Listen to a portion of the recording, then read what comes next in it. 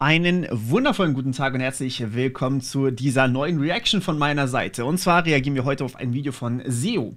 Seo hat ein Video veröffentlicht, wie er gehackt wurde und was seine Erfahrungen daraus sind. Und ich bin ihm sehr, sehr dankbar, dass er dieses Video gemacht hat. Ich habe es auch noch nicht gesehen, aber es schafft mehr Aufmerksamkeit für so ein sensibles Thema, wie ihr euch schützen könnt, was ihr da draußen mitnehmen könnt. Und sowas feiere ich unfassbar. Und dementsprechend feiere ich auch dieses Kommentar hier, das mich darauf hingewiesen hat, denn ich habe das natürlich nicht mitbekommen. Vielen, vielen Dank, solche Kommentare sind so Gold wert und natürlich kommt dann direkt eine Reaction. Ihr seht, das ist 12 Stunden her, ja, das kam gestern Abend rein und jetzt haben wir 9:30 Uhr und ich nehme das Ganze hier auf.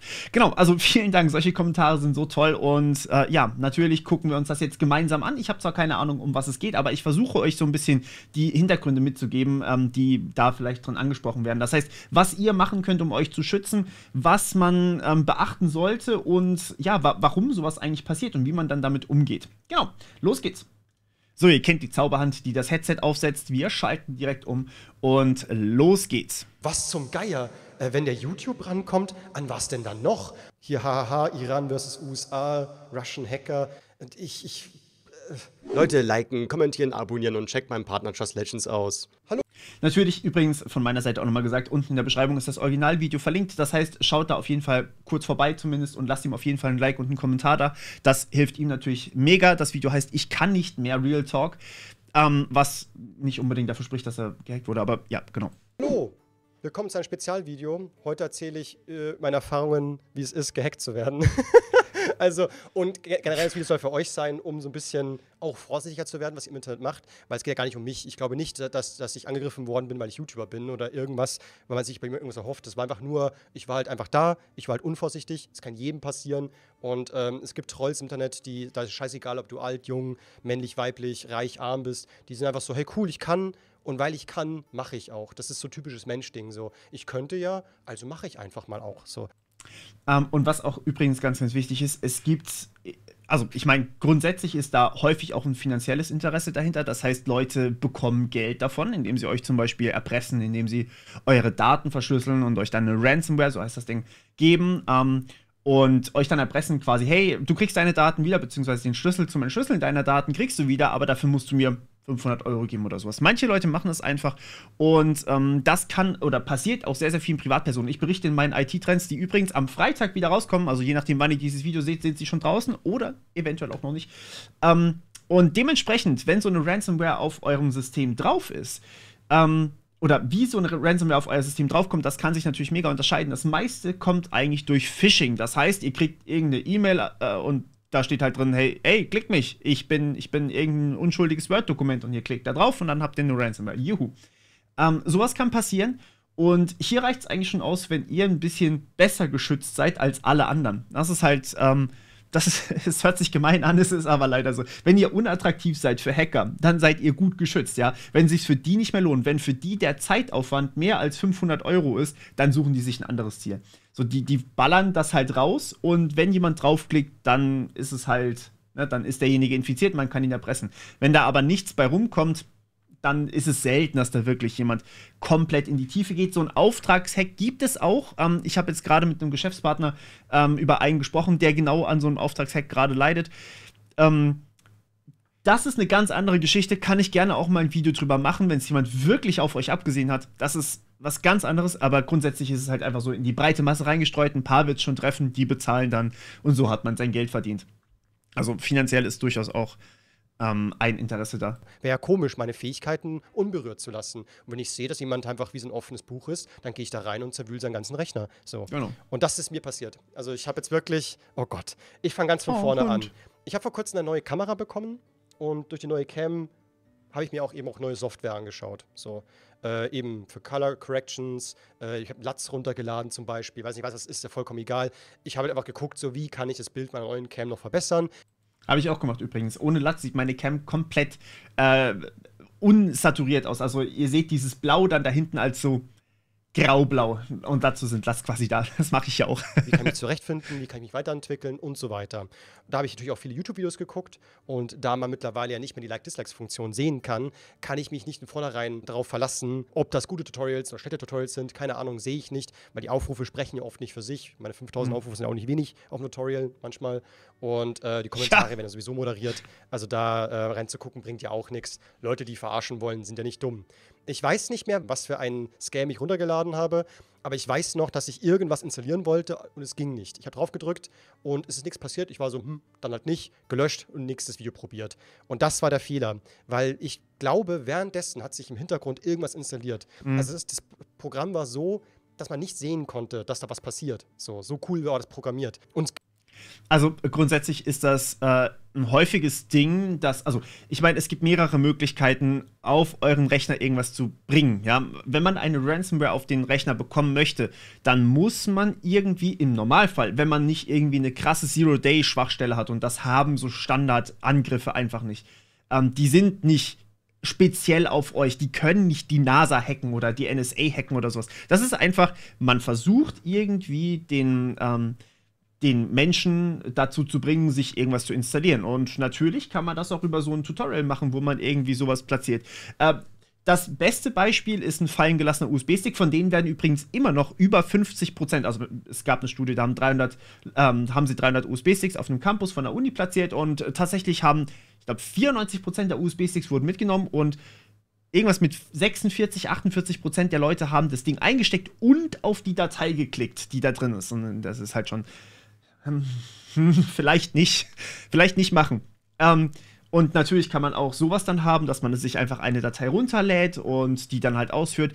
Häufiger Vektor sind Freunde, die einem zum Beispiel dann über Social Media schreiben, weil sie halt gehackt wurden. Das heißt, die sind halt selber Opfer geworden und die schreiben euch dann, ey, schau mal hier, habe ich gefunden, mega geil, lad dir das runter und du klickst dann da drauf und dann hast du halt genau diese Datei ausgeführt.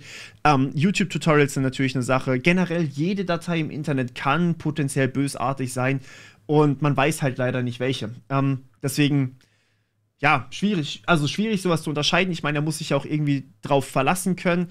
Am besten sollte man dann mehrere Quellen darauf beziehen. Es funktioniert auch leider nicht immer. Aber wenn ihr unbedingt so eine Anwendung wollt, dann guckt von mir aus ein YouTube-Tutorial, googelt aber vorher nach der Anwendung, was die so kann. Und wenn ihr irgendwo das Gefühl habt, da steht was von Phishing oder da steht was von Scam oder Ransomware oder Malware oder Virus oder sonst irgendwas, dann installiert oder klickt am besten nicht drauf, beziehungsweise ladet es euch gar nicht erst runter. Das Runterladen alleine ist noch gar nicht mal so dramatisch, aber das Ausführen ist dann das, was wirklich schlimm ist. Also das ist so die grundlegende Devise. Sicher ist man damit definitiv nicht. Wenn ihr sicher sein wollt, könnt ihr zum Beispiel das Ganze in einer virtuellen Maschine ausführen und die vorher halt wirklich gut absichern. Aber das ist schon technisch sehr fortgeschritten. Ich habe ein paar Tutorials auf dem anderen Kanal, also auf dem The Morpheus Tutorials Kanal, falls ihr den noch nicht kennt. Habe ich irgendwie in den Kommentaren mal gelesen, dass der gar nicht so bekannt ist. Aber ja, könnt ihr gerne mal vorbeigucken. Gibt noch viel mehr. Also ihr gleich merken, ich glaube, ich bin da wirklich, weiß nicht, ob das normal ist, ihr könnt auch gerne mal eure Erfahrungen reinschreiben, aber ich glaube, ich bin da noch krasser jemand auf den Leim gegangen, der wirklich Ahnung von seinem Werk hat. By the way, ein Mensch aus Nähe Russland, hat Google mir gesagt später. Egal, jetzt schauen wir mal rein. Die Russen. Das muss ich ganz kurz unterbrechen, das ist wahrscheinlich nicht so. So ein Angreifer, also man bekommt ja immer dann so Benachrichtigungen, ey, es hat sich jemand aus Nähe Russland in diesem Fall, bei mir war es zum Beispiel schon häufiger Nähe Ungarn oder Polen oder USA oder Mexiko, ja, das ist so komplett auf der ganzen Welt verteilt, kriegt man von Google immer eine Benachrichtigung, hey, hat sich versucht, in dein Konto einzuloggen. Da könnt ihr nicht wirklich drauf was geben. Die benutzen VPNs, die benutzen das Tor-Netzwerk, die benutzen Proxys, alles, ja, also die verschleiern halt ihren Standort, natürlich, weil man ansonsten sie relativ leicht finden könnte. Immer wieder in der Schmeckerschen auf. Ich habe dann eben mir nichts gedacht, habe weitergemacht und so und plötzlich merke ich halt, wie mein Rechner laut wird. Ich weiß, was geht denn hier ab? Warum wird denn das so laut? Habe dann den Taskmanager geöffnet, um nachzugucken und auch generell habe ich gemerkt, irgendwie alles öffnet sich langsamer, er tut sich schwer und ich war verwirrt, so was ist denn los? Hey, Taskmanager auf, mal nachgucken, sehe CPU-Auslastung ist irgendwie bei 80-70% oben und ich so, was ist da los? Dann sehe ich ein Programm, das hieß nur Editor. Und das hat eben so viel Leistung gezogen. Da war ich so, okay, hab's weggelöscht und so und dann. Das Gemeine an der Sache ist, also Editor ist ja grundsätzlich erstmal dieses Textprogramm. Ich zeige euch das mal eben. Das Ding hier, ja, das ist der Editor. Da kann man nicht wirklich was drauf geben. Das kann nämlich einfach sein, dass das Programm quasi so einen Editor öffnet oder halt irgendeine andere Anwendung öffnet, beziehungsweise nutzt, die schon da ist und sich da rein injectet. Ja, das ist quasi, diese Anwendung verwendet dann, also der Virus verwendet eine andere Anwendung und schreibt sich da rein. Das heißt, wenn diese Anwendung ausgeführt wird, oder während sich diese Anwendung ausführt, dann wird auch der Virus ausgeführt. Das heißt, wenn ihr diese Anwendung beendet, ist halt eine Variante des Virus weg, aber er hat sich halt vielleicht noch in andere Anwendungen rein injected und läuft dann darüber weiter. Das kann überall oder fast überall rein passieren. Haben wir auch schon tatsächlich ein Tutorial dazu gemacht. Das so eine Anwendung. Aber wenn man so eine Auslastung bei sich sieht, ist zumindest mal eine gute Indikation. Dann weiß man, okay, da läuft irgendwas, was da nicht laufen sollte. Grundsätzlich, wobei das auch manchmal einfach von Windows sein kann. Vielen Dank dafür, für gar nichts. Dass da halt irgendwas im Hintergrund einfach viel zu viel Leistung sieht. Grundsätzlich könnt ihr dann aber davon ausgehen, dass es entweder eine Ransomware oder es ist, also Ransomware bedeutet, alles wird bei euch verschlüsselt, oder es ist zum Beispiel auch ein Kryptominer, gibt's auch. Also quasi eine Malware, die auf eurem System einfach die Leistung zieht und für den Hacker Kryptowährungen berechnet. Ja? Das heißt, ihr habt einen riesigen Stromverbrauch und der Hacker bekommt das Geld davon. Ist allerdings unattraktiv und seltener geworden. Ransomware ist eigentlich so das Hauptding mittlerweile, aber es gibt auch noch ein paar andere Sachen, zum Beispiel Daten klauen. Also es gibt einen Haufen Möglichkeiten. Mal gucken, was ihm passiert ist. Weißt du, irgendwie ist es eigenartig hier, ich fühle mich irgendwie unwohl und dann habe ich mir halt gedacht so, ja, keine Ahnung, ich glaube, ich rufe mal einen Kollegen an, der sich gut auskennt, der soll sich mal mit TeamViewer auf meinen Rechner einschalten und mal ein bisschen rumgucken, was da abgeht, beziehungsweise mein Problem lösen, weil mein Rechner war ja plötzlich ultra langsam. So, dann hat der reingeschaut, der hat rumgetan, der hat nichts gefunden, wir haben Virenschutzprogramme laufen lassen, alles drum und dran, es wurde nichts gefunden. Egal welches, also er hat auch so einen Special Premium Virenschutz, bla bla bla, der auch was kostet, also hat er bei mir installiert, mit seinem Account sich angemeldet und bei mir drüber laufen lassen, so nett war der, nichts gefunden. Also das Programm muss scheinbar auch wirklich sehr clever installiert sein, weil es gibt Mechanismen, wie man Virenschutzprogramme einfach austricksen kann. Das sind so quasi, also Virenschutzprogramme funktionieren auf eine sehr komplexe Art, sage ich jetzt einfach mal, und manche nutzen auch noch irgendwelche KI-Sachen im Hintergrund, das ist ganz krass, aber da hatten wir auch schon drüber geredet. Grundsätzlich aber ein Virenschutz versucht erstmal Malware zu erkennen, die es schon mal gesehen hat. Das heißt, Malware, die zum Beispiel eine gewisse Signatur hat. Da ist dann quasi so ein Codefragment drin in dieser Malware und das sieht ähnlich aus wie etwas, was man schon mal irgendwo hatte. Und wenn das nicht der Fall ist, sprich, wenn man dieses Codefragment einfach ein kleines bisschen verändert, wenn man da ein paar andere Operationen noch einfügt, wenn man einfach den Code ein kleines bisschen manipuliert, dann ist halt der Virenscanner ein bisschen aufgeschmissen. Dann gibt es da spezielle Mechanismen, es gibt einen Haufen Mechanismen hinten dran eigentlich, aber man kann eigentlich als Angreifer immer einen Weg finden, den Virenschutz auszutricksen, was mega gemein ist, wenn man sich aber Mühe gibt. Das funktioniert natürlich nur eine gewisse Zeit, dann erkennt der Virenschutz auch wieder dieses Programm und dann muss man es wieder verändern. Das heißt, es ist schon ein bisschen Arbeit. Er hat ja offensichtlich ein gutes Ding abbekommen. Ich kenne das gar nicht, dass Programme nichts finden können. Eigentlich finden die immer einen Trojaner oder irgendwas. Das Entfernen ist manchmal das Problem. Aber dass er nichts findet, was zum Geier. Wildes Ding einfach nur. Und ich war dann so, ja, okay, egal, komm du morgen vorbei, wir machen meinen Rechner einfach platt und setzen den neu auf, dann ist ja alles so wie vorher. War meine Idee, weil scheiß drauf, wird eh mal Zeit, mein Rechner ist so vollgemüllt mit ganz vielen irgendwelchen Dateien, die irgendwo abgespeichert sind, die ich eh nicht peile, was ich weglöschen darf und was nicht, weil Adobe und alle möglichen Programme setzen ja überall irgendwelche Dateien ab. Ja. Und plötzlich kriege ich auf meinem Handy eine Meldung, jo, jemand will sich bei deinem Google-Account einloggen. Ist das in Ordnung? Dieser Mann kommt aus Nähe Russland.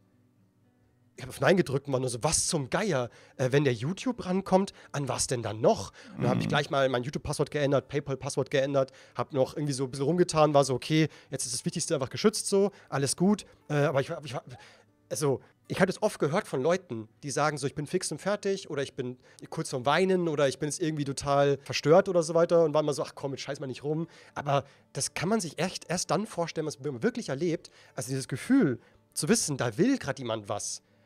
Da kriegst du Gänsehaut, alles stellt sich auf. Vor allem mein YouTube-Kanal, das ist ein Projekt, woran ich seit 9 Jahren arbeite. Nonstop mache ich Videos. Ich baue mir hier einen Kanal auf. Wie ein Blöder habe ich mich durchgebissen durch die Szene. Mache hier mein Ding. Wenn das irgendeiner reinkäme und alles weglöschen würde, alter Schwede, ich wüsste nicht, was ich machen würde. Also ich bräuchte wirklich sehr viel Trost, um das durchzustehen. So. Ich war dann wirklich hellwach. Es war dann schon irgendwie 1 Uhr morgens. War so, kein Problem. Morgen komme ich vorbei, wir machen das platt, dann ist alles wieder in Ordnung. Und ich war so, ja, okay. Ganz, ganz wichtig, also Passwort ändern ist eine Sache, aber wenn ihr natürlich das Passwort ändert auf dem System, wo der Virus drauf ist das natürlich Käse, das bringt rein gar nichts. Also ganz kurz hier mal eingehakt, wenn ihr das Passwort dann ändert, dann hat sich ja der Hacker eventuell das neue Passwort schon wieder genommen. Ja? Der kann das ja vielleicht irgendwo auslesen. Das ist ganz, ganz gefährlich. Dementsprechend nicht machen. Google hat zum Glück einen sehr, sehr guten Schutz. Ja? Das heißt, es erkennt, ey, also Nähe Russland, what the fuck, da hat er sich noch nie her eingeloggt. Warum sollte er sich plötzlich aus Nähe Russland einloggen? Und deswegen fragt euch dann quasi per Benachrichtigung. Das ist eine Form von Zwei-Faktor-Authentifikation. Google benachrichtigt euch nochmal und sagt, ey, sicher? Und das ist ganz gut, dass Google das jetzt mittlerweile erzwingt. Die haben das einfach bei sich im System verankert. Leider haben das noch die allerwenigsten Plattformen. Ich weiß gar nicht, ob das überhaupt außer Google jemand erzwingt tatsächlich. Aber ihr könnt bei den allermeisten Plattformen, außer bei solchen Vollidioten-Plattformen wie Spotify, Entschuldigung, ich roaste die immer ganz gerne, dass sie immer noch keinen Zwei-Faktor haben, könnt ihr das eigentlich machen. So, jetzt ist natürlich die Sache, ihr müsst das selber machen. Das heißt, ihr müsst das einrichten. Und ihr könnt dazu einfach in die Einstellung gehen, Sicherheitseinstellung. Das könnt ihr gerne jetzt direkt machen. Pausiert mich kurz und danach guckt weiter. Aber macht das jetzt sofort. Und zwar könnt ihr auf die Einstellungen bei eigentlich jeder wichtigen Website gehen. PayPal zum Beispiel, Google, Apple, Microsoft. Halt jedes Konto, was euch irgendwie wichtig ist. Und hinterlegt dort einen zweiten Faktor. Das heißt, sagt einfach, hey, ich würde gerne Zwei-Faktor-Authentifikation anmachen. Und dann sagt ihr euch, ja gut, willst du es mit App machen, willst du es per SMS machen, per E-Mail machen? Nehmt eine App. Es gibt den Google Authenticator, Microsoft Authenticator, Auth. Es gibt einen Haufen Zwei-Faktor-Apps. Nehmt da eine, die wirklich gut ist. Also Google Authenticator ist völlig fein, könnt ihr benutzen. Und dann kriegt ihr so einen QR-Code angezeigt und den fotografiert ihr euch einfach ab mit eurem Handy. Und dann habt ihr immer so einen zweiten Faktor. Das heißt, alle 30 Sekunden ändert der sich auf eurem Handy, der wird nur dort berechnet. Und ihr müsst dann beim Einloggen nicht nur euer Passwort angeben, sondern eben auch diesen zweiten Faktor. Und das würde ich euch wirklich empfehlen. Ich habe auch schon öfters diese Security Keys hier angesprochen. Bei Google geht das zum Beispiel auch. Da könnt ihr einfach sagen, ich muss mich mit diesem Key anmelden. Das heißt, ihr meldet euch bei Google an, dann sagt das, hey, drück doch mal bitte auf deinen Schlüssel drauf. Ist auch super geil, geht halt leider bei nicht allen Websites, aber kann ich wahnsinnig empfehlen, wenn es geht, dass ihr das dann auch macht. Und ja, macht das bei wirklich jeder Webseite. Es kommen dann immer noch solche Backup-Codes, die müsst ihr euch irgendwie zwischenspeichern. Das heißt, am besten irgendwie einen USB-Stick oder eine Festplatte nehmen, die verschlüsseln, also VeraCrypt zum Beispiel, und das dann da draufpacken. Oder von mir ist einfach nur so da draufpacken und die dann halt nicht mehr an eurem Rechner haben. Ja, nur für den Fall, dass ihr es wirklich braucht, schließt ihr die an euren Rechner ran, dann kommt da ein Hacker auch nicht dran. Das sind so die allerwichtigsten, essentiellen Tipps. Also Zwei-Faktor-Authentifikationen solltet ihr echt aktivieren. Ganz, ganz dringend. Und benutzt bitte einen Passwortmanager. Ich habe in ein paar Wochen ein Video zu einem Passwortmanager-Vergleich für euch geplant. Da könnt ihr dann richtig, also meiner Meinung nach, besten Passwortmanager rausfinden, der zu euch passt. Und ja, das ist so ziemlich das, was jetzt dann in der nächsten Zeit auch kommt. Ja, okay, er hat schon recht, passt schon, kriegen wir hin und so. Dann habe ich mich schon schlafen gelegt, war oben Netflix gucken, dachte mir so, okay, jetzt komm runter. Rechner vom Internet trennen. Sobald ihr merkt, dass irgendwie was off ist, ja, zum Beispiel eine Anwendung, die irgendwie viel zu viel Rechenleistung zieht, trennt das Ding vom Internet. Dann kann der Hacker bei euch nicht mehr drin rumwursteln. Ja? Also Rechner ausschalten reicht nicht. Zieht einfach wirklich das Kabel hinten raus, das Internetkabel, oder schaltet von mir aus WLAN ab in eurem, also wirklich am besten mit Hardware-Knopf. Würde ich euch dringend empfehlen, denn dann kann der natürlich auch nicht diese ganzen Daten klauen, die da halt einfach drauf sind auf eurem Rechner. Ist ganz, ganz sinnvoll. Das schaffst du schon. Und plötzlich gehe ich auf Twitter online, ein paar von euch haben es mitbekommen bestimmt, und ich schaue so rein, werden da Tweets verfasst, die ich nicht verfasst habe. Mit meinem Account wurden Tweets verfasst. Mehrere Stück, also wirklich mehrere Kommentare. Hab ich einen Screenshot? Ich habe irgendwo einen Screenshot sogar noch. Da stand dann sowas da wie Fuck you Putin, Fuck you Ukraine, hahaha, Russian Hacker und keine Ahnung was. Und ich war nur so, ich war sowas von durch. Ich guck mal, ob ich hier ich habe in den Kommentaren ein paar, genau, hier sieht man es nochmal. Fuck you, Ukraine, friends don't be indifferent, support for Ukraine Army, bla bla, Bitcoin, was zum Geier. Also wirklich wildes Zeug wurde da gibt. Bitcoin, was zum Geier, kann ich ganz kurz beantworten. Das ist einfach eine Bitcoin-Adresse, die da gepostet wurde. Wahrscheinlich, wo dann halt irgendwie so ein Spendenlink drin ist für diese Hacker, was offensichtlich fake ist, ja, also. Wurde da gepostet. Genau hier, das auch mit der Flagge sogar noch hier, irgend so ein Zahlencode wurde reingehauen. Genau hier, fuck Putin, fuck Ukraine. Also wirklich so Sachen, hier hahaha, Iran versus USA, Russian Hacker. Und ich kann nur sagen, ich bin wirklich aufgesprungen Ich war wirklich so was zum Geier, wer ist mein Twitter-Account? Ich bin runtergerannt an meinen Rechner und war so, ich ändere schnell das, also komme ich noch rein, meinen Twitter-Account. Und ich kam rein, habe ganz schnell mein Passwort geändert und dann müsste er ja logischerweise rausgeflogen sein.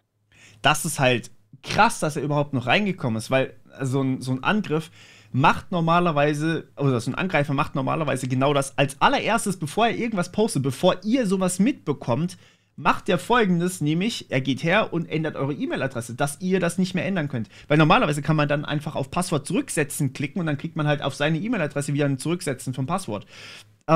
Und ja, dass er das nicht gemacht hat, der Angreifer, zeigt eigentlich, dass es nicht so der beste Angreifer war, sage ich jetzt einfach mal.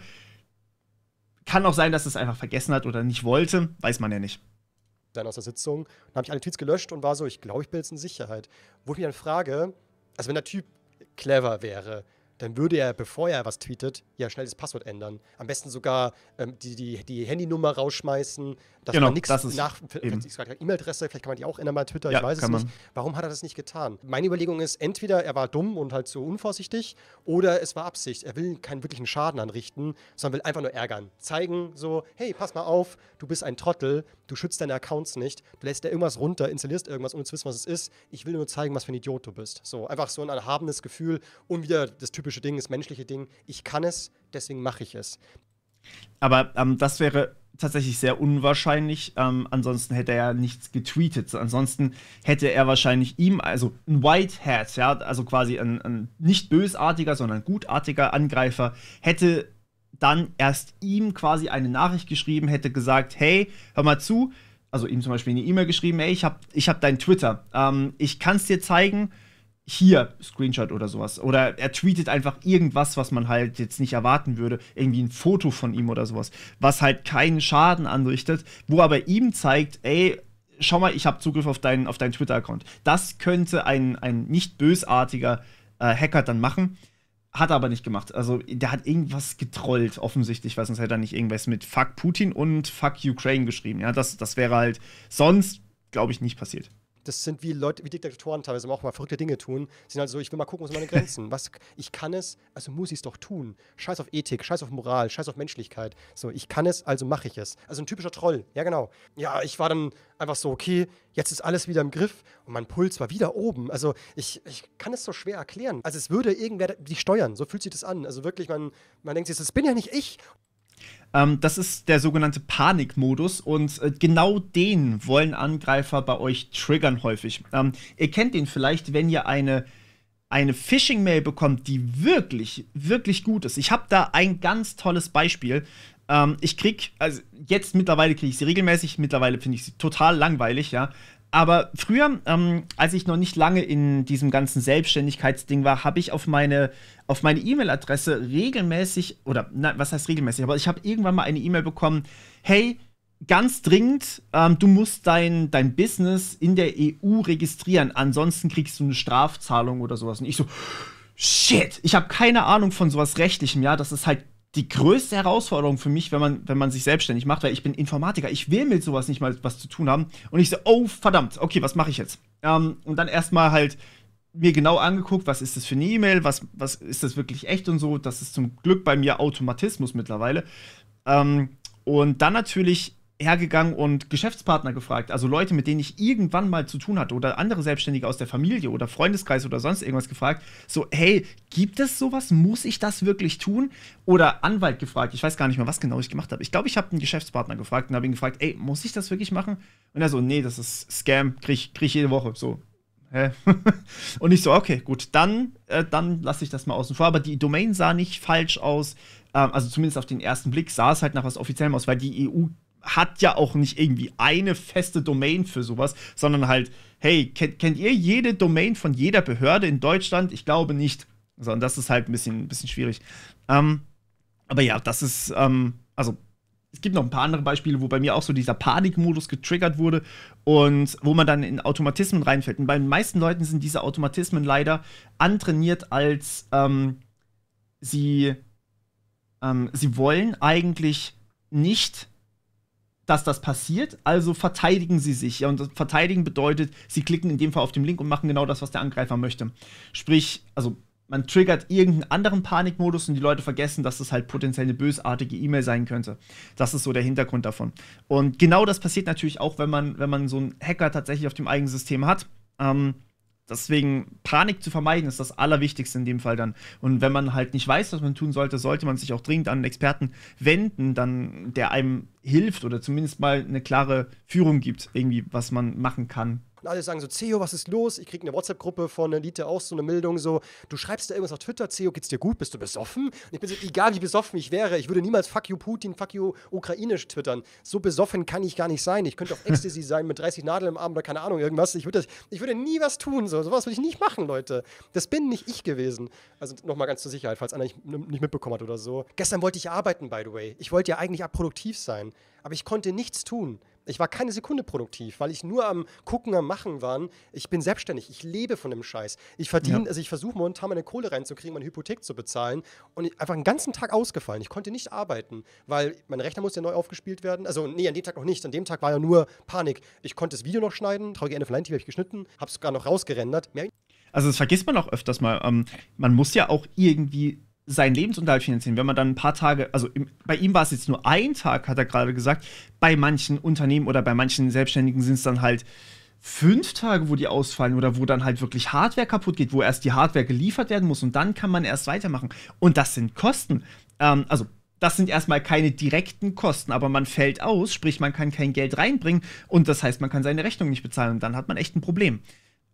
Also, ja, völlig nachvollziehbar, dass das echt übel ist. Gemacht, hochladen konnte ich es nicht. Doch, hochladen konnte ich es auch noch, aber nicht einstellen, also ist ja egal. Es ging Zeit verflöten. Ich habe viel geschafft noch, aber ich wollte viel mehr machen an einem Tag. Der Tag danach war dann der richtige Ausfall, weil da musste ja der Kollege ja kommen. Rechner habe ich mich nicht mehr getraut, Internet anzuschließen. Der war nonstop abgeschlossen. Niemand sollte da mehr rankommen, also Internet ran. Ach, by the way, wenn ich das Internet angesteckt habe, da hat sich der Editor gleich wieder geöffnet. Und ich konnte natürlich per Taskmanager den Editor schließen. Aber es habe ich dann den Taskmanager geschlossen, hat der Editor sich wieder eingeschalten. Habe ich den Taskmanager offen gelassen, ist der Editor halt nicht angegangen. Das heißt, das Programm hat erkannt, ob der Editor, also mein Taskmanager geöffnet ist, hat das Programm erkannt, als ich ihn schließe, wusste er, okay, jetzt kann ich loslegen. Und die Theorie von meinem Kollegen waren, vermutlich hat er deinen Account, also einen Rechner, als Bitcoin-Farming-Maschine benutzt oder als Kryptowährung. Muss nicht Bitcoin sein. Ja, das ist das, was ich vorhin erwähnt hatte. Aber ehrlich gesagt war da noch mehr dahinter. Also wenn er wirklich die Account-Daten gestohlen hat, dann war da mehr dahinter als einfach nur eine Krypto-Farmer-Maschine. Vor allem, wenn man eine Kryptowährungsfarmer-Malware, ich habe keine Ahnung, wie man das kurz nennt, Krypto-Malware? Kryptotrojaner sind eigentlich eher Ransomware. Egal, halt so eine Malware, die Kryptos farmt. Wenn man das installiert bei euch auf dem Rechner, dann möchte man, dass das Ding nicht auffällt. Ja? Das heißt, was man nicht machen sollte, ist 80% der Leistung zu verwenden. Was man auch nicht machen sollte, ist Sachen zu tweeten mit einem gestohlenen Account. Ja? Sonst kommt die Person ja drauf. Kryptowährung zu meinen, lohnt sich für den Hacker erst nach ein paar Monaten, weil im besten Fall hat man dann irgendwie so ein kleines bisschen CPU-Auslastung im Hintergrund, so 10% oder sowas, was halt bei der Leistung kaum bis gar nicht auffällt und es läuft dann die ganze Zeit im Hintergrund. Und natürlich geht dann der Gewinn vom Hacker runter, aber es fällt nicht auf. Das heißt, man macht nichts dagegen, also das Opfer macht nichts dagegen und dementsprechend läuft das Ding da teilweise wirklich Jahre als Trojaner drauf.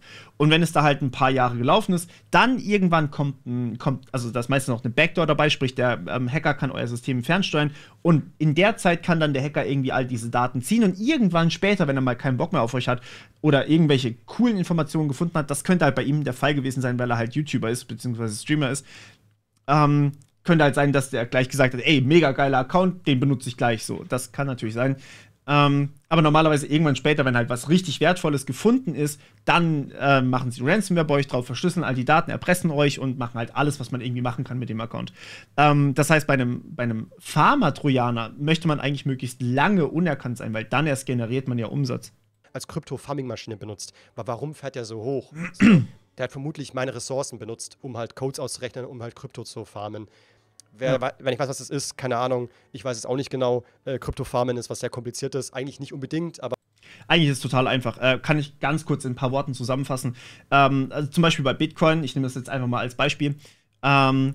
läuft ein Proof-of-Work-Algorithmus im Hintergrund. Sprich, man muss, um einen neuen Block zu errechnen, was jeder machen kann, nimmt man sich einige Transaktionen aus einem offenen, für alle zugänglichen Mem-Pool, da stecken quasi Transaktionen drin, die packt man in einen Block rein und dann muss man einen Block-Hash berechnen, sprich man muss diesen ganzen Block quasi zusammen komprimieren mit einem vorgegebenen Algorithmus und der muss unter einer gewissen Zahl sein. Und jetzt habe ich quasi ein paar Werte, die ich manipulieren kann, die Nonce zum Beispiel, die Number Only Ones, da kann ich dann einfach sagen, okay, ich fange mit der 0 an, ich fange mit der 1 an, dann mache ich die 2, dann mache ich die 3, dann mache ich die 4. Und ich habe keine Ahnung, was am Ende als Wert dabei rauskommt, ich muss das berechnen. Und ich schaue dann einfach bei jeder Zahl, die ich da quasi generiere, wie groß die Zahl meines Hashwerts ist. Und wenn das halt klein genug ist, dann habe ich einen neuen Block und dann darf ich diesen Block beanspruchen, dann kriege ich auch meine paar Bitcoin dafür, die halt unfassbar viel wert sind. So, und dementsprechend schwer ist diese Aufgabe geworden für Rechner. Dementsprechend lange muss das Ding dafür rechnen, bis es einen neuen Block findet. Genau, so ganz grob. Ihr könnt euch das im Detail angucken. Ich habe eine Playlist dazu auf dem anderen YouTube-Kanal, muss ich nochmal drauf referenzieren. Bitcoin und die Blockchain heißt die Playlist, glaube ich. Da ist halt so die technologische Grundlage ist da erklärt, auch der Farming-Algorithmus, also wie genau das abläuft, wie berechnet wird, wie schwer das Ding sein darf, all das ist dort erklärt, könnt ihr gerne reingucken.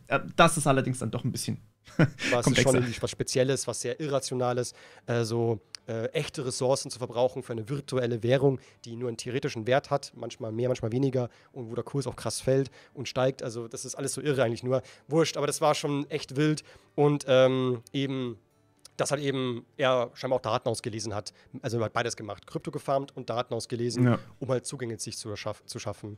Genau, am nächsten Tag kam der Kollege vorbei. Wir haben den Rechner platt gemacht komplett, neu Windows aufgespielt, jetzt habe ich Windows 11, by the way. Ich tue mich ein bisschen schwer, aber ich komme schon rein.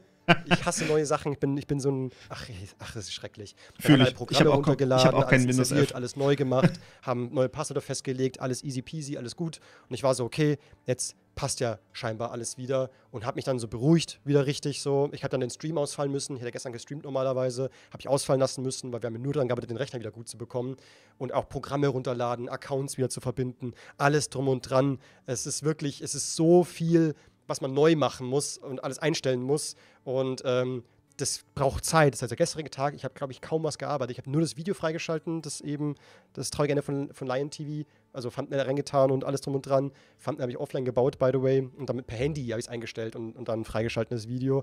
Ich wollte eigentlich noch so viel mehr machen. Ich wollte eine Steuer machen, ich wollte Video einstellen. Gerade Steuerdaten sind so sensibel. Oh, fies. Ja, gut. Also vielleicht auch noch ein Hinweis an SEO an der Stelle. Die Daten, die da drin stehen, die sind wahrscheinlich jetzt halt auch beim Hacker drin. Also das ist jetzt, vielleicht wirkt das erstmal nicht so dramatisch, aber grundsätzlich ist das schon, also ich will es jetzt nicht so krass sagen, aber Datenschutz muss man auch wahren, wenn man sozusagen Rechnungen hat. Das heißt, die Rechnungen, die der Hacker dann geklaut haben könnte, falls die auf dem Rechner lagen, die enthalten ja Adressdaten. Die enthalten Adressdaten von ihm und die enthalten Adressdaten von natürlich demjenigen, der die Rechnung gestellt hat, beziehungsweise dem man die Rechnung stellt. Und dementsprechend sind da natürlich auch sensible Daten drin. Auch andere sensible Daten, die da halt auf seinem Rechner lagen, könnten alle bei dem Hacker sein. Also grundsätzlich sollte SEO jetzt die Leute informieren, deren Daten er hatte. Also du, falls du dieses Video guckst, es wäre mega cool. Falls nicht, schickt ihm gerne. Vielleicht sind für ihn auch noch ein paar coole Tipps dabei. Sowas wie 2FA hat er, glaube ich, auch nicht gehabt. Das heißt, du solltest da dringend eigentlich auch den Leuten Bescheid geben, dass potenziell ihre Daten gestohlen wurden. Und falls du deine Adresse da drin hast, ist jetzt halt auch ein bisschen gestohlen worden. Potenziell zumindest. Also ist nicht so geil, aber ja. Ich wollte arbeiten, weil ich muss halt mein Geld verdienen. So, das ist so, für andere wäre es vielleicht so, okay, blöd, habe ich keinen Rechner mehr. Für mich ist es wirklich so, das ist mein Job. Ich arbeite von zu Hause. Das ist meine Arbeit. Das ist so, als würde man euer Auto klauen oder die Bahn streikt oder was weiß ich. Ihr kommt nicht in die Arbeit. So, es geht einfach nicht mehr. Ihr könnt nicht loslegen. Ihr könnt kein Geld. Wobei Angestellte dann ja trotzdem noch Geld verdienen, weil sie halt, also die können dann ja, wenn jetzt zum Beispiel das Unternehmen lahmgelegt ist und sie können nicht arbeiten, dann ist es halt eine Sache vom Unternehmen. Das Unternehmen muss dann trotzdem die Mitarbeiter ganz normal bezahlen. Bei ihm als Selbstständiger ist halt wirklich so, Totalausfall. Kann er nicht arbeiten, kriegt er kein Geld. Fertig. Und da springt halt auch niemand für dich ein. Also gerade in Deutschland, beziehungsweise was heißt gerade in Deutschland, überall eigentlich, wenn du nicht arbeiten kannst als Selbstständiger, auch wenn du krank wirst oder sowas, du bist halt weg. Du bist ausgefallen und dementsprechend kannst du halt auch nichts machen. Kriegst halt kein Geld. Geld mehr verdienen. Das ist irre, das ist scheiße. Boah, ei. Na gut. Alles war easy. Neu aufgespielt. Ich war so, okay, es passt. Scheinbar bin ich jetzt hier wieder auf der sicheren Seite. Alles ist gut. Aber irgendwas war dann gestern noch. Warum konnte ich gestern wieder nicht einschlafen? Ach, ist dann gestern mit dem Twitter passiert, glaube ich, dann noch, gell?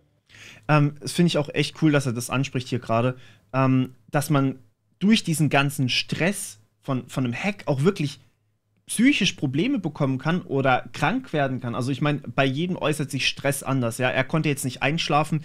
Ich habe durch Stress schon andere Sachen erlebt. Ich habe zum Beispiel in beiden Händen während meiner Masterarbeit eine Sehenscheidenentzündung bekommen. Das war so hart, dass ich teilweise nicht mehr tippen konnte, was das Einzige ist, was ich während der Masterarbeit machen musste.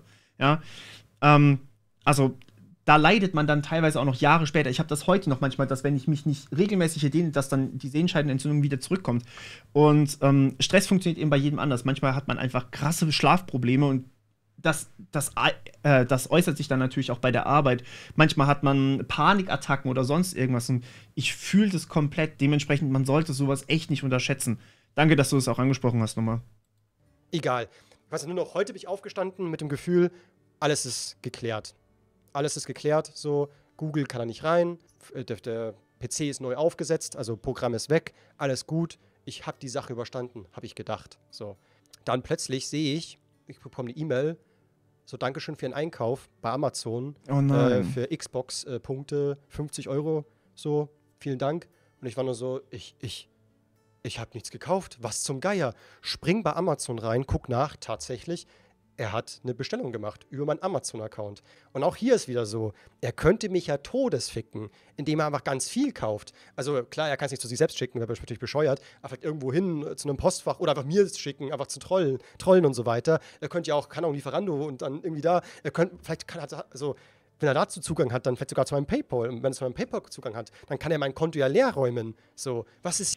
Nein, kann er nicht tatsächlich, weil du hast die Möglichkeit, immer ein Limit zu setzen, beziehungsweise häufig erkennen das die Plattform auch. Also die haben normalerweise gegen genau solche Identitätsdiebstähle, haben die einige Schutzmechanismen. Das heißt, wenn man jetzt zum Beispiel mit der Kreditkarte, mit Amazon, mit PayPal irgendwas kauft, dann erkennen die, okay, das ist irgendwie ungewöhnlich, dass du jetzt hier 50.000 € in Xbox-Punkte steckst. So, das ist halt nicht normal.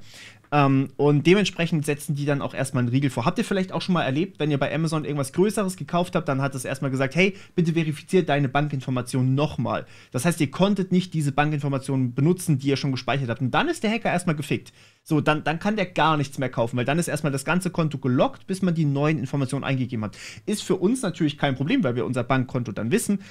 Für den Hacker ist es dann natürlich sofort der finale Cut sozusagen. Dann kann er gar nichts mehr machen. Dementsprechend fangen die mit kleinen Beträgen an, schauen, geht das durch, warten ein bisschen, machen das dann nochmal. Was man normalerweise als Angreifer dann auch noch machen kann, ist, man flutet die E-Mail-Adresse. Ja? Das heißt, man schickt zu genau diesem Zeitpunkt nicht nur diese Amazon-E-Mail, das was gekauft wurde, sondern man versteckt diese Amazon-E-Mail in 505.000 anderen E-Mails, wo man einfach nur denkt, Alter, bis ich die durchgelesen habe und entschieden habe, was davon wertvoll ist oder was nicht, bin ich 5 Tage beschäftigt. So, dann hakt man alles direkt ab und dann hat man keine Chance mehr. Das heißt, diese Amazon-E-Mail, das, was gekauft wurde, ist quasi untergegangen und dann macht man das einfach nochmal und nochmal und nochmal und nochmal. Ja? So gehen Hacker normalerweise fort. Hat der hier nicht gemacht, zum Glück, aber das erklärt, warum er nur 1 gekauft hat. Was ist hier los, Alter? Und dann bin ich bei Amazon rein. Amazon hat von selber den Account dicht gemacht. Die waren so, wir haben irgendwie was komisch aktiv okay, sogar direkt. So, gut. Wir schließen deinen Account, kommen später wieder zurück. Mega gut. Und ich war nur so, okay, sobald es wieder frei ist, muss ich da rein und das Passwort ändern. Also war ich wieder so auf 180 und wieder so an der Stelle, ich dachte mir echt so, ich fange gleich das Weinen an, weil da kommt einfach so ein Mensch. Ich kann ihn nicht sehen, ich kann ihn nicht anschreien, ich kann ihn nicht packen und sagen, hör auf damit, ich kann nichts machen. Das ist jemand ganz weit weg, der einen virtuellen Angriff auf mein Leben macht. Und weil unser Leben so virtuell ist, ist es absolut möglich. Man kann ja alles machen übers Internet. So, und das ist halt einfach so heftig, wenn du darüber nachdenkst, so einfach auf Amazon Zugriff haben. Da geht ja alles. Der konnte alles tun. So, Wahnsinn. Und dann war ich halt so am Gucken, dass ich Amazon irgendwie... Es ist gut, dass er nur auf Amazon Zugriff hatte, weil es gibt zum Beispiel bei manchen Websites sagt man, die haben keinen ausreichenden Schutz, die haben genau solche Lock-Mechanismen nicht. Ja? Die sperren einen Angreifer nicht rechtzeitig aus. Und ich sage jetzt hier nicht, bei welchem System das funktioniert, um genau das zu verhindern, aber es gibt eine sehr prominente Seite von einem sehr prominenten Hersteller, der genau das immer noch nicht gemacht hat. Und das ist eine Schweinerei einfach. Weil hätte jetzt SEO zum Beispiel seine Accountdaten dort hinterlegt, oder halt seine Kreditkartendaten dort hinterlegt, hätte der Hacker einfach 50.000 Euro ausgeben können, wäre kein Problem gewesen. 50 Bestellungen machen, 1000 Bestellungen machen, kein Problem, weil die halt keinen Schutz haben dagegen. Und die Hacker kaufen sich das dann, haben so einen riesigen Berg an Hehlerware, die wahnsinnig wertvoll sind, verkaufen das ganze Zeug dann wieder und ja, sind reich. Das wäre halt machbar gewesen. Zum Glück ist das offensichtlich bei ihm nicht passiert, aber ja, wäre zumindest zu bedenken. Also hier auch nochmal Amazon-Konto, SEO, falls ich deinen Namen ausspreche, es tut mir wahnsinnig leid, ich weiß nicht, ob man dich CEO oder SEO ausspricht. Es tut mir leid. Aber du solltest bei deinem Amazon-Account, bei jedem Account, der irgendwie sensible Daten beinhaltet, unter anderem auch Kaufdaten, sowas wie PayPal oder sowas, dringend 2-Faktor-Authentifikation machen. Ja, bitte, bitte. Ganz, ganz wichtig. Sichere und dann kam das nächste. Und jetzt muss ich mal wirklich ernst werden, Leute, weil du kannst mir mein Geld nehmen. Und du kannst mir mein YouTube nehmen, du kannst mir meine Freunde nehmen, du kannst mir alles nehmen. Aber als nächstes hat der Penner sich meinen Overwatch-Account geknallt. Der hat ihn genommen, 1000! Fühle ich, Blizzard ist tatsächlich einer der Accounts, die möglichst schnell immer angegriffen werden. Das ist einer der ersten immer. Spielstunden, ich hatte alle Erfolge, Mann. Der hat mir meinen Overwatch-Account das geht doch, also... Der Typ ist doch schlimmer als der Overwatch. Ich höre schon auf. Nee, aber das war echt. Ich war dann auch so, hä? Es knallt. Der hat ohne Scheiß meinen Overwatch-Account gelöscht. Der hat sich eingeloggt und den löschen lassen. Ey, ich dachte mir so, hast du keine Hobbys, Bro? Was ist denn los? Ich habe einen Chris geschrieben auf Discord, so, also ein Zuschauer hier, ein Mod, was ist los? So, ich kann mich nicht anmelden bei Overwatch, was ist denn los? Und er so, ich sehe dich nicht mehr, du bist auf meiner Freundesliste draußen. Und dann habe ich Overwatch angeschrieben. By the way, Overwatch. Blizzard. Ja, ich wollte gerade sagen, der Support ist eigentlich ganz geil. Yo, ich wurde gehackt, was machen wir denn jetzt? Und die waren dann so, hey, hallo, Herr Meier, ich hoffe, Ihnen geht es gut. Ich hoffe, Sie sind gesund zu diesen Zeiten. Machen Sie sich gar keine Sorgen, das ist gar kein Problem. So, geben Sie einfach eine neue E-Mail-Adresse, dann schmeißen wir das da drauf und Sie erstellen einfach ein neues Passwort, alles ist easy, einfach eine neue E-Mail-Adresse erstellen. Die sehen, also bei Blizzard vor allem ist das so, die sehen quasi, mit welcher E-Mail ihr euch angemeldet habt, mit welcher E-Mail ihr jahrelang euch angemeldet habt und dann sagen die, hey, die E-Mail können wir auch noch die akzeptieren wir so. Das ist schon in Ordnung. Wenn du uns doch irgendwie ein paar Daten hast, so, was war los, dann machen die das für einen. Also die sehen das ja in den Logs drin. Ja? Das sieht dann so aus, spielt, loggt sich ein, selbe E-Mail-Adresse, spielt, loggt sich ein, selbe E-Mail-Adresse, kein Passwort ändern, keine E-Mail-Adresse ändern, kein gar nichts. Und dann plötzlich E-Mail-Adresse ändern, Passwort ändern, Konto löschen, alles auf einmal. So, und das sieht dann halt auch bei Blizzard natürlich jeder, dass das halt ein Angreifer war. Macht halt keinen Sinn. Und dementsprechend sind die da auch ziemlich kulant und sagen, hey, komm, wir stellen dir das wieder her, kein Thema. Hatte ich tatsächlich auch schon mal selber, also bei Blizzard wirklich selber, weil Blizzard zwingt einen, ich weiß nicht, ob es immer noch so ist, aber Blizzard zwingt einen, wenn man 2-Faktor-Authentifikation haben möchte, zu dieser App, ja, zu dieser komischen Blizzard-App, die euch dann die 2-Faktor-Codes schickt. Das ist total furchtbar. Aber man macht es trotzdem. Auch Steam, furchtbar. Ich weiß nicht, warum man das nur mit dieser App machen kann. Warum kann ich nicht einfach meinen Authenticator oder meinen YubiKey benutzen? Why? Naja, egal, besser als keinen 2-Faktor, also gerne auch da machen. Und wirklich ein krankes Passwort und so. Aber Leute, ohne Scheiß, auch da. Apropos krankes Passwort, Passwortmanager. Wir haben einen geschrieben. Sekunde, ich suche den mal eben raus für euch. So, hier, wir haben einen geschrieben, also Johannes von Unleashed, andere YouTuber, könnt ihr gerne auschecken, macht Webdesign-Tutorials, der hat das Design hier gemacht und ich habe quasi die Implementierung von diesem Passwort hier gemacht. Das ist ein Passwort, was ihr wirklich benutzen könnt. Also bitte nicht das benutzen, weil das sieht jetzt gerade jeder, aber ihr könnt hier einfach eins generieren und das wird nach einem Zufall generiert bei euch im Browser. Wir haben das ganze Ding Open Source gestellt, das heißt, das kann jeder nachgucken, wie der Code geschrieben ist und ja, da könnt ihr dann alle Sonderzeichen einstellen. Die hier sind ein bisschen tricky, die werden häufig bei vielen Passwörtern rausgeschmissen, beziehungsweise nicht erlaubt, weil spitze Klammern, wir könnten ja gehackt werden. Einfach schlecht implementiert, ja. Normalerweise sollte man sowas akzeptieren. Manchmal akzeptieren es die Webseiten einfach nicht und ihr könnt ja auch die Länge einstellen. Wir haben jetzt mal das Ganze auf 60 Zeichen beschränkt. Ihr könnt aber, was ich zum Beispiel manchmal mache, ihr könnt einfach 2 Passwörter, also ihr macht hier alles an, ja, nehmt dann das Passwort und hängt noch mal neues Passwort hinten, dann habt ihr 120 Stellen, ja. Das ist absolut kein Problem. Und ihr könnt den auch wirklich benutzen, also ihr könnt den auch wirklich selber nachlesen. Der ist auf GitHub gehostet. Source Code ist komplett da. Könnt ihr alles angucken. Genau, haben wir tatsächlich selber geschrieben. Und ist eigentlich, also ich fand das Design sehr, sehr geil. An der Stelle nochmal Shoutout an Unleashed. Und er fand den Zufall, den ich reingeschrieben habe, fand er ziemlich cool. Wie gesagt, also könnt ihr gerne benutzen, normalerweise benutzen aber oder haben eigentlich auch die meisten Passwortmanager mittlerweile die Möglichkeit, dass ihr ein Passwort bei denen generiert. Das heißt, das könnt ihr auch benutzen. Also solche Passwörter sind geil. Wirklich mindestens 16 Stellen und perfekt zufällig erzeugt. Ja, das heißt, nicht irgendwie euch ausgedacht, nicht merken, mindestens 16 Stellen mit irgendwelchen Sonderzeichen an irgendwelchen Stellen und Groß-Kleinschreibung, Zahlen, alles komplett gemischt. Das sollte man sich nicht merken können. Und man sollte für jede Website auch ein eigenes Passwort haben. Deswegen braucht man einen Passwortmanager. Ich sag's hier nur nochmal ganz kurz. Es ist so dumm, aber irgendwie, du hast halt über 1000 Spielstunden auf so einem Account. Aber nee, ist eine Spaß beiseite. Also da, wenn der weg gewesen wäre, wäre ich halt so, ja, dann den hier und gut, alles gut so. Also Amazon war, glaube ich, am schlimmsten heute. Amazon war am schlimmsten. Als nächstes, genau, habe ich dann eben alles eingestellt, bla bla bla, alles easy peasy, alles passt. Also nochmal an der Stelle, er hat noch nicht einmal Zwei-Faktor erwähnt. Bitte schickt ihm dieses Video. Er muss unbedingt Zwei-Faktor installieren. Der Hacker könnte immer noch was mit ihm machen. Bitte schickt ihm. Deswegen beeile ich mich jetzt auch so mit der Reaction. Das will ich jetzt direkt rausbringen. Mal gucken. Vielleicht schaffe ich es auf 12 oder so. Plötzlich merke ich, wie ich auf meinem E-Mail-Account ganz viele Nachrichten bekomme. Ja. Also irgendwelche Newsletter, irgendwas so, wirklich sekündlich, kamen neue E-Mails rein. Die wurden nicht als Spam erkannt, weil es kein Spam war. Ich habe ja die beantragt mit meiner E-Mail-Adresse. Das ist nicht ich, der Typ. So, ich denke, man hat irgendeinen Bot laufen lassen oder so. Das heißt, ich habe sekündlich irgendwelche E-Mails in mein Google-Fach reinbekommen. Da habe ich dann auch drüber nachgedacht, so was mache ich. Spam-Flooding, das war das, was ich vorhin erzählt habe. Da drin kann sich irgendwo mal eine relevante Nachricht verstecken. Zum Beispiel, hey, ich habe gerade was mit deinem Amazon-Account gekauft. Vielen Dank für Ihre Bestellung. Und das sieht er dann gar nicht mehr, weil er so viele Drecks-Newsletter hat, von denen er sich abmelden muss, dass er nichts mehr damit machen kann. Deswegen ist das so dramatisch tatsächlich. Was mache ich denn jetzt? Weil, wie kann man es schaffen, dass es aufhört? So, theoretisch würde ja sagen, ja, kein Problem.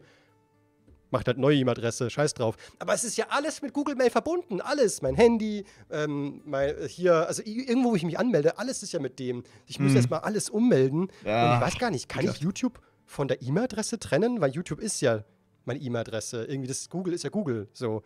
Also muss gehen irgendwie. Aber es ist halt wirklich so, ich war wieder so, Mann, ich bin kein PC-Profi. Ich bin so ein Noob in der Richtung.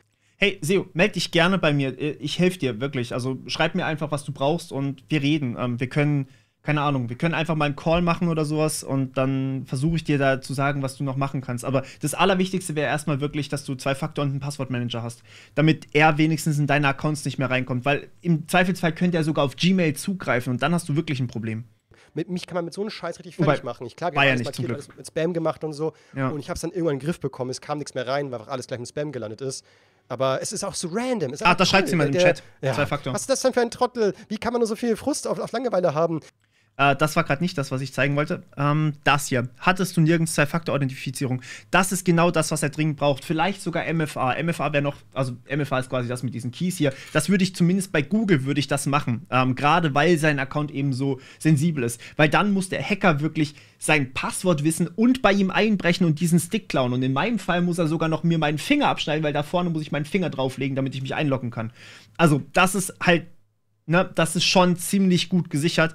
Und gerade wenn ihm sein YouTube-Konto so wichtig ist, was offensichtlich ist, ich meine, jeder YouTuber, das ist quasi unser Augapfel, ja, den ziehen wir, also ich ziehe jetzt, oh mein Gott, wir haben 10-Jähriges mit meinem anderen Kanal. Ich bin seit 2012, oh mein Gott, wann habe ich das gemacht? Hey, ich muss irgendein Special machen für 10 Jahre YouTube, The Morpheus Tutorials. Mein Tutorials-Channel ist jetzt 10 geworden bald.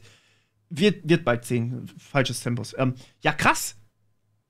Wow. Ja. Was ist das denn für ein Trottel? Wie kann man nur so viel Frust auf Langeweile haben? Ja, das Ding ist, also, dass der Typ, da der scheinbar aus Russland kommt, oder Nähe Russland, ist von der Uhrzeit her ungefähr ähnlich. Also der liegt um 8 Uhr morgens los und geht um 10 Uhr pennen. So, also nachts rum passiert nichts. Ich kriege dann immer morgens dann die Mails. So. Also abends rum ist nichts mehr, der Typ geht arbeiten oder keine Ahnung, was er macht und so. Dann kommt halt heim und ist so, was ist mein Hobby? Heute troll ich mal wieder einen Deutschen. Es ist halt wirklich, keine Ahnung. Heute troll ich mal wieder einen Deutschen. Dreck von Also wie gesagt, ich glaube nicht, dass er wirklich aus Russland ist. Das ist unwahrscheinlich. Normalerweise verschleiern die ihre IP-Adresse sehr, sehr, sehr gut. Dementsprechend. Oder momentan denkt sich einfach jeder so, ey, yo, Russland kann ich eh machen, was ich möchte. Passiert, schlimmer kann es nicht werden so. Vorn bis hinten so. Das habe ich dann alles gemanagt, hat dann ein Video für einen Kunden geschnitten, by the way, heute noch. Habe ich mich rangehockt, ich weiß, ich muss das jetzt machen. So, O2 ist schon am Rumweinen, so, bitte mach mal hin jetzt. Und ich war so, ich mach ja, komm. Hab geschnitten, denen es zugeschickt, war dann so, okay, als nächstes machst du deine Steuer, hab meine Steuer gemacht, wollte ich bei Patreon einloggen, merk so, Patreon einloggen geht nicht mehr. Ich war dann so, warum geht das jetzt nicht mehr? Ja. Ich dachte, hat er mein Patreon ins gehackt. Was kann mein Patreon machen? Eigentlich nichts. Auszahlung. Hallo? Patreon geht. Du kannst bei Patreon die Auszahlung quasi ändern. Das heißt, wenn man quasi Geld auszahlt, dann geht das immer an zum Beispiel ein PayPal-Konto. Zum Beispiel. Und da kann man die E-Mail-Adresse ändern. Das wäre so das Schlimmste, was man sehr leicht machen kann, weil Patreon ist jetzt nicht so perfekt geschützt, wie man sich das vorstellen möchte. An manchen Stellen ist besser geworden. Es ist wirklich besser geworden, aber Nix. Er kann ja nur halt euch dumme Scheiße schreiben oder halt meine Seite offline nehmen oder sowas. Das kann er halt machen. Mein Gott, also das fand ich nicht so schlimm. Aber es lag nicht an Patreon, es lag an Facebook. Und jetzt kommt jetzt ist der Witz so. Eigentlich dachte ich, ich habe bei Facebook eine zweite Authentifizierung Dingsbums drinnen. Okay. Also normalerweise kriege ich, wenn eine komische Anmeldung ist, eine Nachricht aufs Handy, bist du das? Hier ist der Code, gib ihn ein. Ich gebe ihn nicht ein, also er kann nicht rein. Aber irgendwie kam er rein. Und ich weiß nicht warum. Ganz komisch. Und er hat dann die E-Mail geändert von meinem Facebook, das Passwort geändert von meinem Facebook und auch die Handynummer geändert von meinem Facebook. Alle Mails habe ich bekommen. Das heißt, ich habe jetzt theoretisch seine E-Mail und auch seine Handynummer. Aber ich gehe mal stark davon aus, das sind nicht seine richtigen wahrscheinlich. Sehr sicher. Sehr wahrscheinlich sind die sogar aus einem anderen Hack von ihm. Das heißt, er hat die Daten von einem Opfer von ihm genommen, hat die jetzt da eingetragen und benutzt halt die Daten von diesem anderen Opfer. Oder es sind einfach nur gefälschte Daten, kann ja auch sein. Aber wie man 2FA umgehen kann, manchmal werden die nicht verschickt, wenn man zum Beispiel einen ähnlichen Standort hat. Deswegen sollte man auch nicht einfach per E-Mail das Ganze machen, wenn es halt irgendwie ein ungewöhnlicher Login ist oder sowas.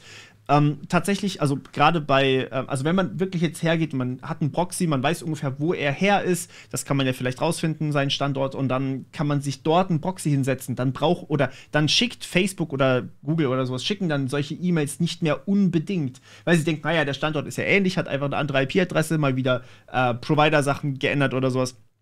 Router zurück oder halt neu gestartet oder so, dann kriegt man ja manchmal eine andere IP. Und da kann das dann tatsächlich schwierig werden. Dementsprechend richtiges 2FA aktivieren, bitte. Also das heißt mit einem Security Key am besten oder mit einer App wie Google Authenticator zum Beispiel. Dann musst du es halt jedes Mal eingeben, wenn du dich irgendwie einloggen möchtest. Oder irgendwie anders bestätigen. Also genau. Das wird alles so. Also ich glaube nicht, dass man mit einer Handynummer was machen kann, vor allem mit einer russischen Handynummer. Oh, ich habe schon geguckt, die Vorwahl ist, glaube ich, aus Bangladesch sogar. Ja. Ach, ich habe keine Ahnung. Es ist so ein Dreck. Vor allem, ich habe auf Facebook angeschrieben, Facebook war so, gar kein Problem. Gib uns deine E-Mail-Adresse, dann kannst du es wieder herstellen. Ich sehe, die E-Mail-Adresse ist eine völlig andere. Und ich bin so, das ist halt nicht meine E-Mail-Adresse, das ist halt eine neue jetzt. Dann gar kein Problem, wir schicken den Code aufs Handy. Ich sehe die Handynummer und bin so, das ist nicht meine Handynummer, die hat er ja auch geändert. Also wie kann ich Facebook jetzt beweisen, dass ich es bin? Und jetzt kommt der Witz, ich habe Facebook bisher noch nicht. Ich habe Facebook jetzt sperren lassen, ich habe gesagt, ich bin gehackt worden, jetzt ist er offline genommen worden. Zumindest glaube ich das. Ihr könnt gerne mal ein bisschen nachgucken auf Facebook. Ja, das Gemeine ist dann natürlich, wenn man halt den Login mit Facebook irgendwo benutzt hat, dann ist man halt auch richtig am Arsch. Weil dann kannst du dich ja da auch nicht mehr einloggen. Das heißt, alle Seiten, wo du dich mit Facebook eingeloggt hast, sind dann halt weg. Und Facebook, also der Support, zumindest der von Instagram, das habe ich jetzt mit euch schon hunderte Male gehabt, dass mir irgendwer geschrieben hat, ey, ich wurde auf Instagram gehackt, ich habe so ein dumme Scheiße gemacht und darüber hat ein Hacker quasi Zugriff auf meinen Account bekommen und ich kann mich jetzt bei Instagram nicht mehr einloggen, aber E-Mail wurde halt auch geändert. Das heißt, die setzen das nicht mehr zurück. Und die machen das nicht so wie bei Blizzard, dass sie in den Logs nachgucken, was war denn davor für eine E-Mail-Adresse und setzen das auf die wieder zurück. Nee, das machen die nicht. Instagram-Support ist halt quasi nicht existent. Also dementsprechend Login mit Facebook kann ich wirklich nicht empfehlen. Facebook, aber es müsste alles nach wie vor offline sein, also nicht CEO ist noch da, Thomas Meyer, mein normales Facebook-Profil. Müsste offline sein normalerweise. Ich hoffe mal, da kommt bald eine Mail und dann kann ich das irgendwie beweisen. Ich schicke denen gerne mal einen Perso zu oder halt, die sehen ja eigentlich ist es ja logisch. Wenn sie merken, an einem Tag kommt ein völlig fremder Typ aus einer eigentlich, IP, ja. Ändert alles ab. Facebook-Support. Ist doch offensichtlich, also ich hoffe, das erkennt, ja. Und das Ding ist halt, ich habe so eine Pechsträhne. Wisst ihr noch, dass Simon Desio mich angezeigt hat? Der hat mich ja angezeigt, Simon Desio. Und ich habe ja alles abgelehnt, so, nee, zahle ich nicht. Und ich habe auch gewonnen, gar kein Problem. Ich habe auch nichts falsch gemacht, so. Trotzdem hat er keine Rechtsschutzversicherung. Das heißt, ich muss meinen Anwalt trotzdem bezahlen. Oh Gott, der Arme. Mein Anwalt wollte 1.200 Euro.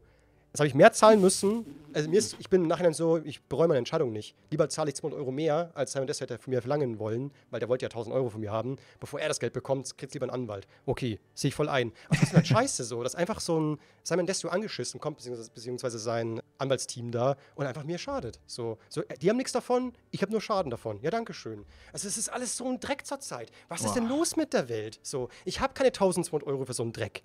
So, ich kann das Geld für alles, es liegt auf dem Konto, ja, aber ich kann das Geld für was Besseres investieren. Lieber kaufe ich eine neue Waschmaschine davon. Oder, keine Ahnung, ich spare es für schwere Zeiten, nicht für so einen Dreck. Ah. Ja. Oh Mann. Und dann stehe ich da, habe jetzt heute noch mal überall, also selbst Overwatch habe ich jetzt eine Battle-OT-App auf meinem Handy jetzt, womit Genau, Overwatch brauche ich jetzt auch einen extra Code, ja, um mich einzuloggen. perfekt, Also perfekt. über Smartphone, Mach das für alles. Über den Rechner kann ich nicht Overwatch zocken, ich muss ja. am Handy bestätigen, dass ich das bin, weil ich einfach nur mal sicher gehe.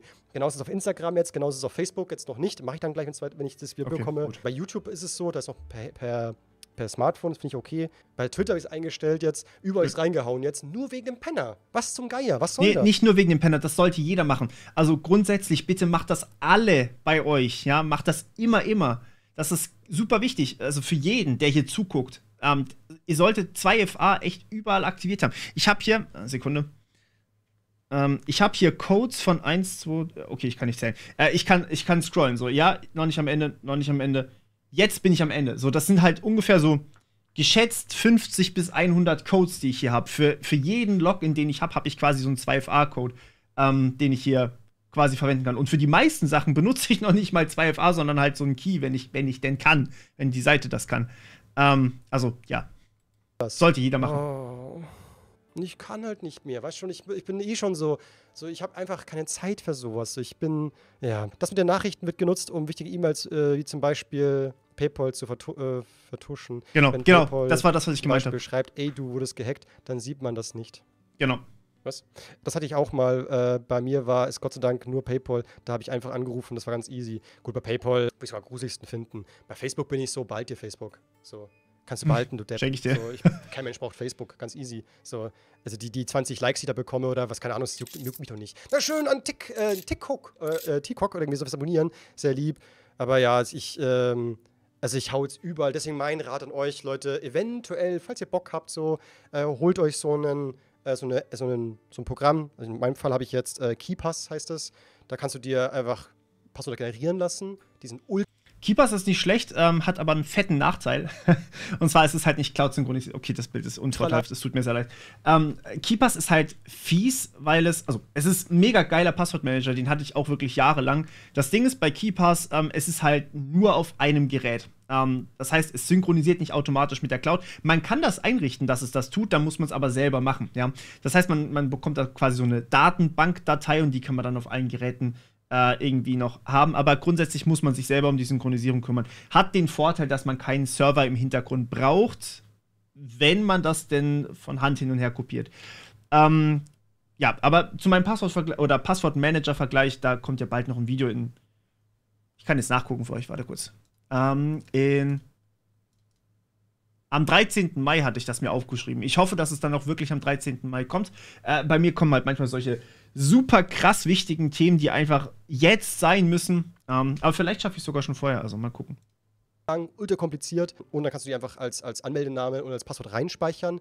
Und du kopierst dann einfach aus dieser Key-App immer alles raus. Das ist ziemlich praktisch, dass du halt eben voll die kranken Passwörter hast. Du musst die aber nicht merken, weil also wie gesagt, bei den normalen Passwortmanagern werden die auch automatisch in die Formulare eingefüllt. Ja? Das heißt, man muss sich nicht mal mehr ums Eintippen oder Rauskopieren kümmern. Das macht einfach alles für einen. Das ist schon sehr, sehr wertvoll. Also spart sogar im Endeffekt Zeit. Deswegen holt euch so ein Ding gerne.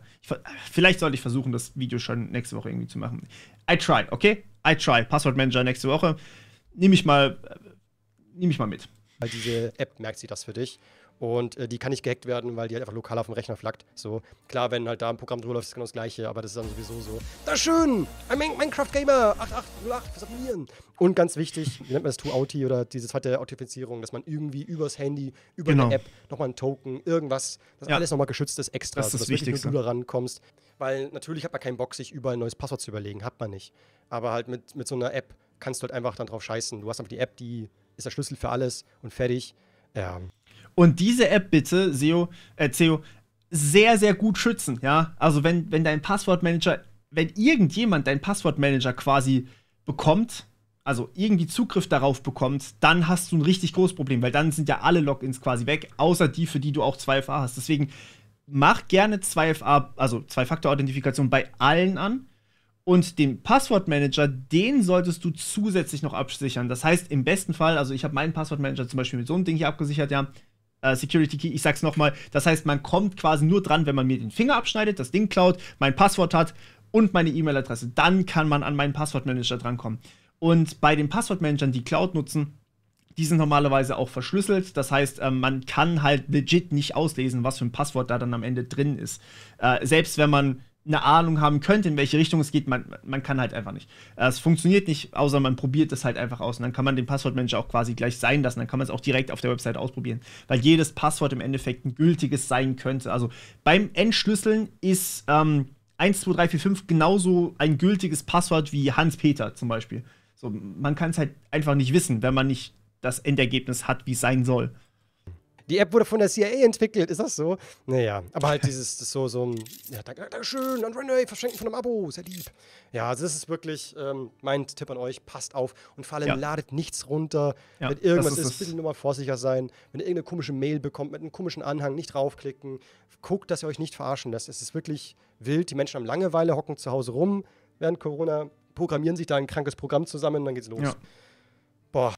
Und was halt auch echt ein Problem ist, es sind viel mehr geworden. Also jetzt durch Corona, wir hatten einen Anstieg von mehreren 100%, irgendwie so, ich habe Statistiken gelesen, keine Ahnung, manche haben gesagt 300% Anstieg in der Corona-Zeit, also wirklich nur in den ersten Monaten von Corona, manche 400%, jetzt während dem Krieg irgendwie nochmal 100%, 200% mehr Angriffe. Also es ist absolut insane geworden. Ich kriege jeden Tag mindestens 8 Phishing-Mails von wegen, ey, mach doch mal ein Sponsoring mit Far Cry, ey, mach doch mal ein Sponsoring mit, ey, lad dir doch diese Datei runter. Wir hatten es ja schon in Videos dazu, wo ich so ein Far Cry-Ding vorgestellt hatte. Ich kriege das auch gerade vorhin wieder. Gerade vorhin habe ich diese, ey, registrier doch dein Business bei der EU E-Mail bekommen, wo ich mir denke, Alter, ist ja langweilig, überlegt euch was Neues. So, was soll das?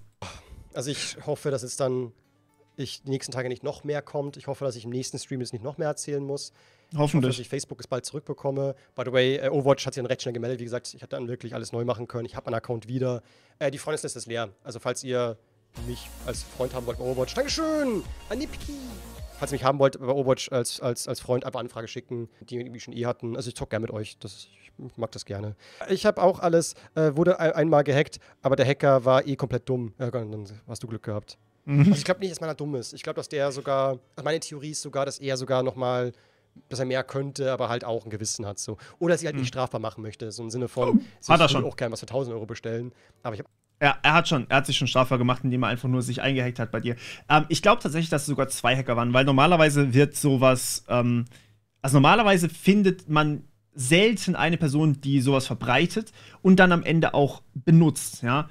Das heißt, du hast dir wahrscheinlich ein Virus runtergeladen und auf der anderen Seite hat dann derjenige, der dir den Virus platziert hat einfach alles ausgelesen, was er konnte und gleichzeitig noch Crypto-Mining angefangen und hat deine Accountdaten einfach weiterverkauft. Und diese verkauften Accountdaten hat irgendjemand halt benutzt und hat dich halt gefladdet also das war quasi wahrscheinlich so ein Bundle mit all deinen Daten, da hat sich irgendjemand einfach für einen Fuffi oder sowas hat sich der das geholt und hat dann einfach geschaut, dass er dir möglichst alles zerstört, was man irgendwie zerstören kann, um dich halt abzulenken davon, dass man dir halt irgendwie finanziell schaden möchte, wie bei Amazon, wobei Amazon halt einfach zu gut geschützt war. Also ich nehme nicht an, dass es ein Profi war, aber ich glaube, dass es mehr als eine Person war tatsächlich. Angst, dass ich halt doch erwischt werde und dann kriege ich richtig Ärger. Und da vielleicht auch noch kurz, hier schreibt es jemand im Chat, es gibt echt krasse Taktiken, vor allem auch auf Discord. Seid auf Discord ganz besonders vorsichtig. Da sind so richtige, fiese Dinge am Start, die man kaum in den Griff kriegt. Also es gibt wirklich Botwellen, die joinen einfach einem Server, schreiben dann jedem Mitglied dieses Servers eine Nachricht und die sehen echt aus, ja. Das heißt, da steht dann sowas wie, hey, wir haben hier ein Discord-Gewinnspiel, geh einfach auf diese URL und dann steht da irgendwas mit Discord. Irgendeine andere URL, ja, die halt nicht .com ist es, glaube ich, oder Discord-App. Schieß mich tot. Sowas in die Richtung. Also, das ist die sind da wirklich gut. Und auch gehackte Accounts auf Discord werden einfach direkt fürs Phishing benutzt. Also, oder zum Verteilen von Malware oder zum irgendwas anderes Bösartiges machen. Discord hostet aus Versehen auch regelmäßig Malware. Also, wenn ihr da eine Datei runterladet, echt vorsichtig sein, bitte. Selbst den Leuten, denen ihr vertraut, die können ja auch gehackt worden sein. Das ist halt das Problem an der Sache. Dass er noch so ein bisschen so ein fieses Gewissen hat. Also am Ende, aber nicht halt Gewissen moralisch gesehen, sondern einfach nur Angst, dass er sich selber Scheiße baut. Und ja, das ist halt so, man fühlt sich halt irgendwie wirklich verarscht und halt so erniedrigt. Ja. Als würde man so nackt vor jemandem stehen. So einfach wirklich so, haha, ich habe alle deine Daten, ich kann machen, was ich will. Ich kann so tun, als wärst du. Ich nehme dir alles weg, was du aufgebaut hast. So, ich mache dir das Leben schwer. Und man hockt einfach da und denkt sich durchgehend, warum ich? Warum muss das sein? So, kannst du nicht einfach dir ein Hobby suchen, bau Dominos auf oder sammle Briefmarken oder ich weiß nicht, hol den runter, mach irgendwas, aber bitte hör auf, mich anzugreifen. So, das kann mach nicht einfach sein. Irgendwas Warum Sinnvolles. muss den guten Menschen eigentlich ja, keine Ahnung. Ist safe der Propaganda geschuldet, die dort gerade herrscht. Aber ich glaube nicht, dass es aus Russland ist. Ja, schön! Aber tatsächlich, also ganz ehrlich, dass die Leute nicht einfach irgendwie einen sinnvollen Beitrag leisten können, weißt du? So, yo, why? So, geh arbeiten, dann verdienst du mehr. Das ist Lappen, was abonnieren. So, jetzt nochmal an den Hacker. Hello, I know you have me gebastelt, but I am... Englisch ist so scheiße. I'm very krass im Arsch. Bitte hör auf. Geil. Leave me alone. Mein Gott, das war wohl im Englischunterricht. Du warst... Ich verkreide wohl im Englischunterricht, ja, das stimmt. Ja, das ist halt echt, die ganzen Jahre. Wirklich schade. Von vorn bis hinten. Leute, ich halte euch auf dem Laufenden. Passt auf euch auf und holt euch gute Virenschutzprogramme und ladet nichts runter, wie gesagt. Und ja, holt euch so eine Zwei-Faktor-Authentifizierung. Das. Ein fieses Wort. Schaut, dass ihr einfach hier 2FA. sicher seid. Abkürzung dafür. Und dran. Passt auf, was ihr auf dem Rechner speichert auch. Genau, ja. Kann ich durchaus empfehlen. Also er hat eigentlich alles gesagt. Wir hatten ja hier auch schon einige Tipps. Es gibt noch ein paar mehr Tipps, wie ihr noch ein bisschen anders vorsichtig sein könnt. Die habe ich ja auch in meinen ganzen Videos, sage ich dir ja immer wieder. Aber das Wichtigste ist wirklich, dass ihr erstmal euch einen Passwortmanager gönnt. Ich versuche nächste Woche das Video für euch fertig zu machen. Morgen ist IT-Trends. Also das Video hier kommt am Donnerstag, dem 7. April raus. Morgen, 8. April, kommen IT-Trends. Ja, das ist so. Kam halt spontan. Ja, ich habe das Kommentar vor 12 Stunden bekommen. Also, ja, krasses Video. Es tut mir sehr leid, was dir passiert ist, Theo. Und ich hoffe, dass es dir wieder besser geht. Wenn du Hilfe brauchst, wenn du noch irgendwelche Tipps brauchst, dann melde dich gerne. Meine E-Mail ist halt normalerweise da unten irgendwie verlinkt und dann im Bio-Link ist da eigentlich alles, was Social Media oder sowas angeht, ist da drin. Schreib mir. Können auch Stream machen, dann kann ich deinen Zuschauern auch gerne erklären, wie auch immer ihr das braucht. Und an euch, ihr kennt die ganzen Tricks schon. Ich hoffe, so eine Sicht oder so eine Perspektive aus der Sicht eines Opfers ist wahnsinnig wertvoll, wenn man halt erstmal merkt, wie schlimm sowas eigentlich dann noch am Ende ist. Die kann ich manchmal nicht so gut rüberbringen, glaube ich. Deswegen danke für diese Einblicke und ja, passt auf euch auf. Er hat es schon gesagt und wir hören uns morgen beim nächsten Mal. Bis dann. Ciao.